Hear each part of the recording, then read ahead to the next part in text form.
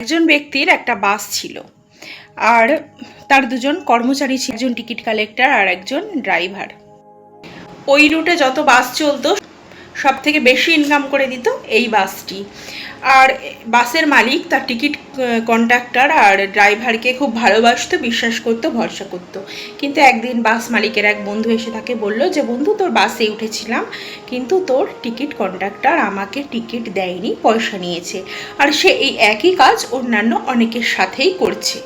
তখন বাস মালিকের মনে হলো যে তাহলে তো এরা বেশ এখান থেকে টাকা নয় করছে, কিন্তু অন্যান্য বাসের তুলনায় এই বাসটা তার মালিককে বেশি ইনকাম করে দিত। তবুও তার বন্ধু যখন বলছে, সে তখন ভাবলো একবার চেক করে দেখা যাক।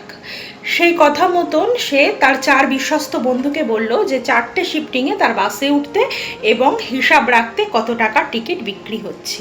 তারা দিন শেষে এসে বলল সেদিন প্রায় 8,000 টাকার মতো টিকিট বিক্রি হয়েছে আর 4,000 টাকা তেল ভরা হয়েছে। কিন্তু বাস মালিককে তার ড্রাইভার এসে 3,200 টাকা দিল।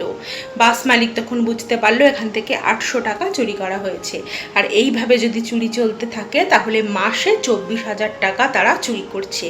এর একটা বিহিত করা দরকার। তখন তার বন্ধুদেরকে ডেকে পরামর্শ চাইলো। তার বন্ধুরা বলল যে কি করবি, এদেরকে বাদ দিয়ে দে।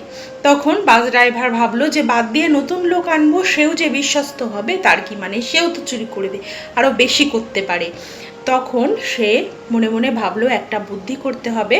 বাস ড্রাইভার আর কন্ডাক্টরকে ডাকলো, ডেকে বলল, পরবর্তী মাস থেকে তোমাদের মাইনে 2,000 টাকা করে আমি বাড়িয়ে দিলাম। তারপর দিন আরও 4 বন্ধুকে 4টে শিফটিংয়ে বাসে তুলে দিল হিসাব মেলানোর জন্য। কিন্তু দেখা গেল সেদিনও সেই একই ঘটনা, চুরি হচ্ছে। তখন বাস মালিক ভাবলো যে এই 2,000 টাকা মাইনে বাড়ানো তাদের উপরে কোনো এফেক্ট পড়েনি, তারা চুরিটা করছেই। বাস মালিক তখন মনে মনে ভাবলো যে এমন কিছু করা দরকার যে আমার 1 মাসে 20,000 টাকা খরচ হোক, কিন্তু এই চুরিটা যেন সারা জীবনেও আর না হয়। তিনি তখন মনে মনে একটা বুদ্ধি আঁটলেন। তিনি বললেন, মানে ড্রাইভার আর কন্ডাক্টরকে ডেকে বললেন যে আমি ঠিক করেছি তোমাদের সেফটির জন্য আমি বাসে সিসিটিভি ক্যামেরা লাগাবো। তারা শুনে একটু ঘাড় কাত করলো, কারণ তারা তো দেখছে যে মাইনে অলরেডি বেড়ে গেছে, চুরি করতে পারবো না কি, মানে তাই কি আছে, মাইনে তো বাড়লো। বাস মালিক যথারীতি তার বাসে ক্যামেরা লাগিয়ে দিল। এরপর থেকে কিন্তু তার বাসে আরও বেশি লোক উঠতে থাকলো, কারণ অন্যান্য প্যাসেঞ্জার ভাবলো এই বাসে ক্যামেরা আছে, উঠি, অন্তত নিজেদের পকেট মারিটা তো হবে না। তারপর থেকে বাস মালিক সব হিসাব ঠিকঠাক পেতে শুরু করলেন, তার চুরি বন্ধ হলো। এই গল্পটা থেকে যদি কিছু শিখতে চান তাহলে অনেক কিছু শেখার আছে। যদি আপনার মনে হয় যে সব পথ বন্ধ, তখন 1000বার চিন্তা করলে কিন্তু ঠিক একটা পথ মিলবেই।